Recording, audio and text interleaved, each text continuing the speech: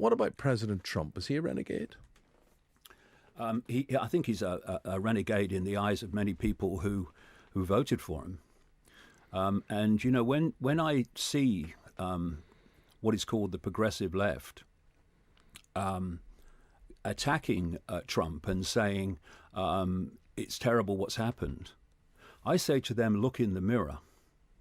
Because the reason that someone like Trump could come to power, the reason that these parties are coming to power in Europe, is because so many people have been left voiceless for so long.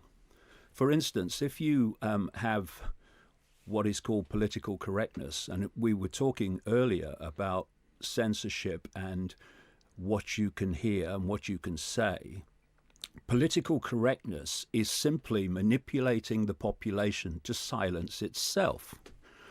And more we're seeing the Orwellian destruction of free opinion and the free flow of debate on the basis of you can't say that. Or you can't do that. Yeah, exactly. And I'm thinking of that actress who pulled out of the film, the transgender film. Who was it? Was it Charlize? It was Scarlett Johansson. Scarlett Johansson. I mean, a lot of public pressure there for her to do that. Well, this is a major area of the suppression of freedom of speech and freedom of opinion. It's the mob. And when you talk, as I'm sure you do, to the general population, you find that their views of these issues are not the same as the mob. But the mob have got very organized, the Twitter stormers. And unfortunately, because so many people, particularly celebrities, are frightened of upsetting people, frightened of losing or tainting their image as they perceive it. In other words, frightened of what other people think. Again and again you see it. They're down on their knees, they're calling for the sackcloth and the ashes. I'm ever so sorry, please forgive me. And if we go on doing this, if we go on like Scarlett Johansson did, I can understand it, but to pull out, if we keep doing that, then we're handing over power over our lives and our society to the mob, the people that intimidate people into their version of everything. And this is where we are now increasingly.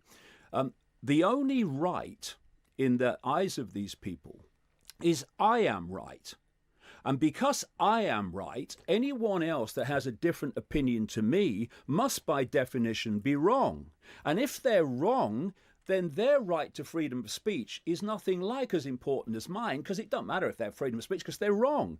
This is the process of thinking, or what passes for it, that is increasingly having these vociferous, loud, intimidating people impose their will on everyone else. For instance, if people have a view that you can decide your gender by just deciding it, that is an opinion, and it's opinion that the people have the right to have. But if you say, actually, I'm a man and I don't have breasts, right? And I have dangly bits, women don't.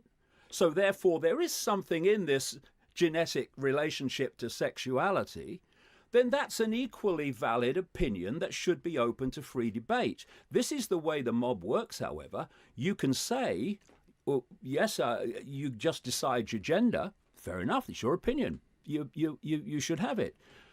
But the other opinion's not allowed. Yeah, and there's a simple thing, just very quickly. A doctor last week who was Amy. sacked because scientifically he wouldn't agree to that. Yeah. So if you wake up and you say, well, I'm Edwina, not Eamon, he said, like, I can't recognise that. Yeah. But he got sacked for not taking that into account. Exactly. And that's how this browbeating into submission and intimidation works. And we are seeing the mob increasingly imposing its will. I mean, I don't have any political sympathy with what's called the far right. But I do have sympathy with freedom of speech.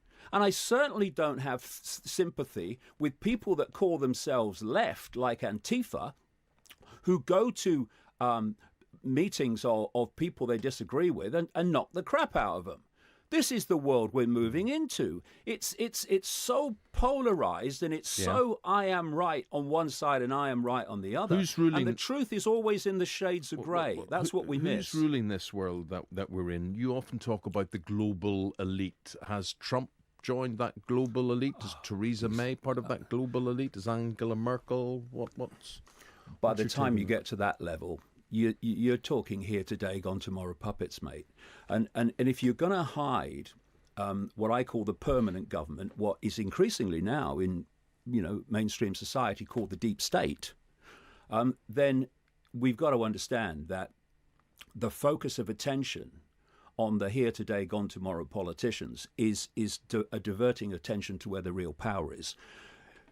It's not about, Trump, it's Trump now. And I love Trump, I hate Trump. He replaced Obama. Someone will replace Trump. And they come and they go. The permanent government doesn't go. At the top of the pyramid, you've got this network of people, very few people. Compared with the global population, it's laughable.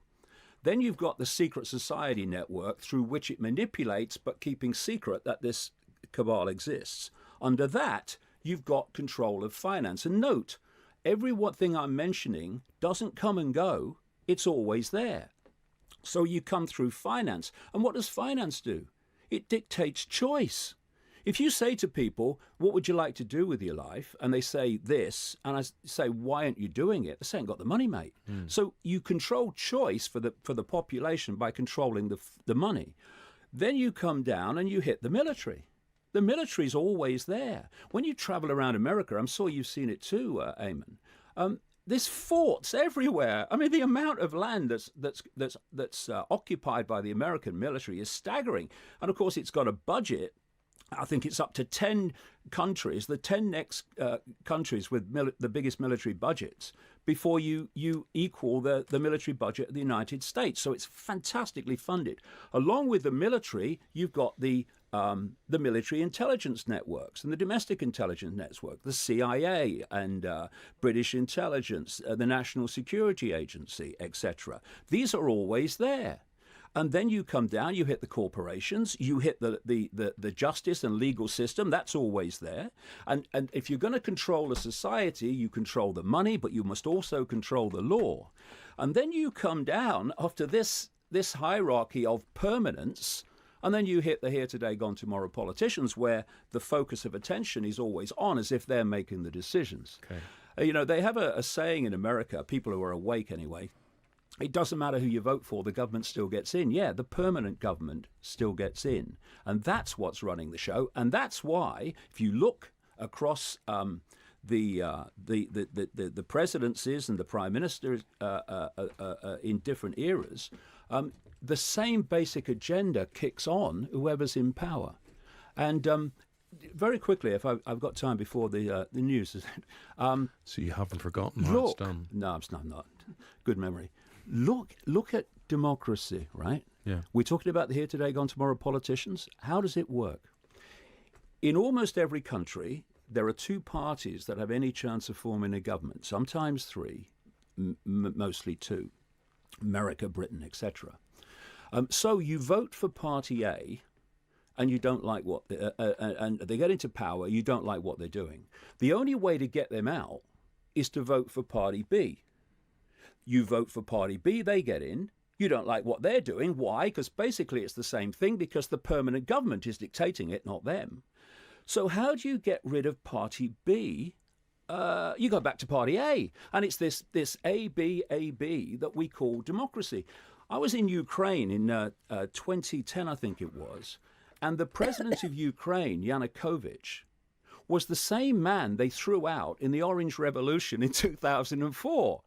Because the Orange Revolution put this other man in, he took power, they didn't like what he did. And when they wanted to get rid of him, Yanukovych, who was removed in the so-called revolution, was still leading the other party. So he gets back in. Now, this is the madness, and we call it choice.